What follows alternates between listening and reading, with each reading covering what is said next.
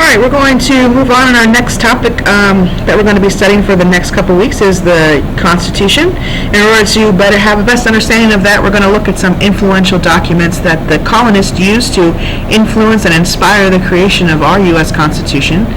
So if you remember, the colonists come from England. Right, that should all be reviewed from last year. They come from England, and they are considered English citizens, so they're going to bring a lot of these ideas from England. All right, so these documents that we're going to talk about, which were influential to the creation of our Constitution, all come from Europe, from England. All right, we have the Magna Carta, the Petition of Right, the English Bill of Rights, and the Virginia Company of London Charter. Okay, so these should all sound familiar. You've studied all of these documents in previous years in history, so it should be mostly review and kind of get us thinking about what inspired and what influenced the Constitution. To do that, I have a couple of warm-up questions for you. I want you to write these down in your spiral notebook, and we'll talk about them when you come back to class. Remember, you should be taking notes on these documents after the warm-up, but for the warm-up, this is just to get you thinking about what inspiration is to you. All right, so consider these questions. Have you ever read or seen something inspirational? Why was it inspirational? And did it inspire you to do or change anything?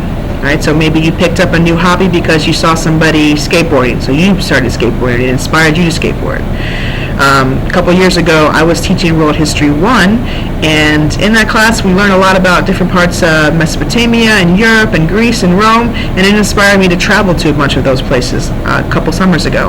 So really, my inspiration, I think, will probably come mostly from travel. Very inspired by it, very much influences what I teach and how I teach and how I view the world. So what inspires you? What influences you to make a change? Okay, so we are on the road to the Constitution, right? We're going to come from England, and we're going to not like being part of England anymore, so we are going to become our own U.S. nation. All right, so this is the road that gets there, and we're going to use these documents as inspiration to get to our country and to our Constitution.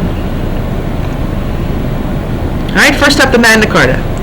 The Magna Carta you've already heard about in your previous classes, but it's the first real document that attempts to limit the power of the government or the king.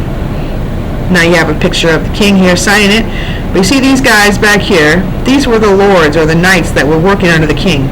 And the king didn't really have much of a choice. He had to sign this document because otherwise all the lords and the knights will stop protecting him and stop fighting his wars and stop collecting taxes. So the king really had no choice. He was outnumbered, but still it is very kind of symbolic more than actually in practice.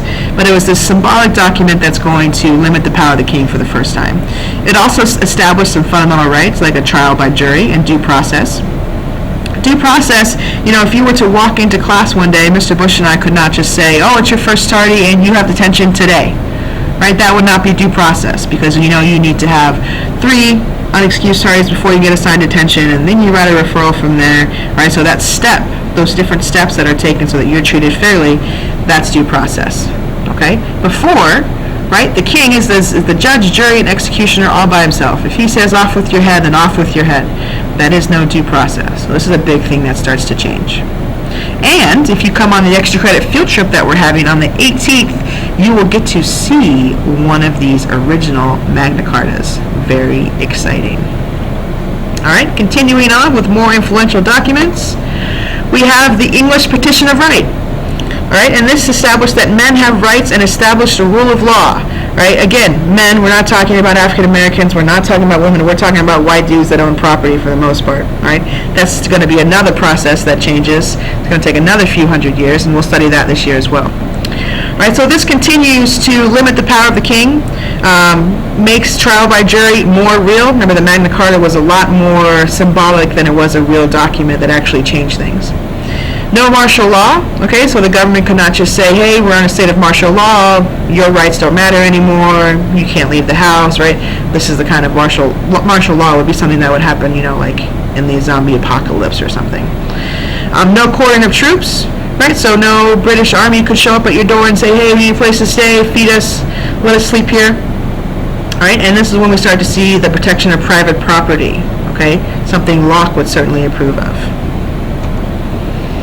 And then we have the English Bill of Rights. All right, so if you were to read the English Bill of Rights and compare it to our U.S. Bill of Rights, you would find a whole bunch of similarities. Some direct wordage actually comes from the English Bill of Rights into our U.S. Bill of Rights. So it's a very influential document. Again, still limits the power of the king. No standing army during peacetime. All right, so unless England's at war, they could not actually raise an army. Kind of different than what we do now. Free elections, right? You can choose your representatives without fear of being, threatened or coerced by the king. The right of petition.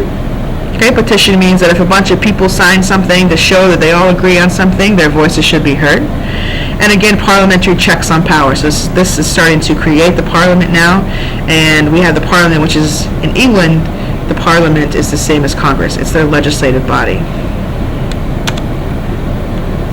And then we have the Charter of the Virginia Company of London, a very influential document. So now we're out of England and we're becoming colonists here in North America. So what this charter did, a charter is like an agreement or like a lease.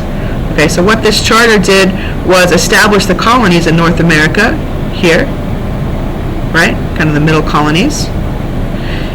And what it said is that people born in the colonies have the same rights as British citizens. So basically, if you are a colonist, you are a British citizen.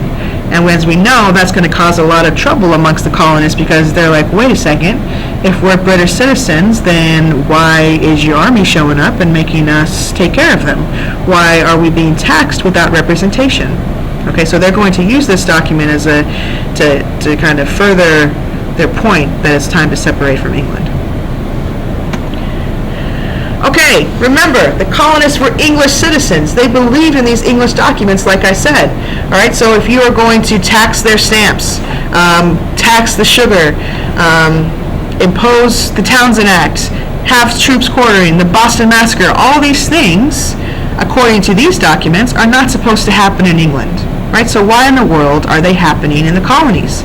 And the colonists start to rally behind those points because they're going to declare their independence. Okay, so you should remember all this stuff from U.S. history. Remember all the frustration and all the anger that the colonists had. They dumped the tea into the Boston Harbor. They're sick of it. Okay, you take away a British person's tea, bad news, right? You take away a person's sugar, that means they can't make booze, and it's really bad. Okay, so this is the end for the notes. You should have taken notes on all those documents. If you see on Blackboard, the next link will be to this video. It's a popular song kind of redone here that's going to give you and kind of helps bring back your background knowledge of the Declaration of Independence. And then after that, the next link you'll see on Blackboard is a link to this video. Right, and this video has the Declaration of Independence read aloud by different celebrities. If you want, you can follow along on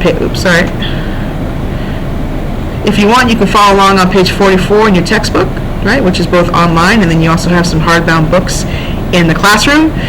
You can reference this multiple times because you will have an assignment where you have to answer a few questions on the Declaration of Independence. Okay, so that'll be next. So, you've taken your notes, you have 2 videos to watch, and then you have an assignment on Google Classroom. See you later.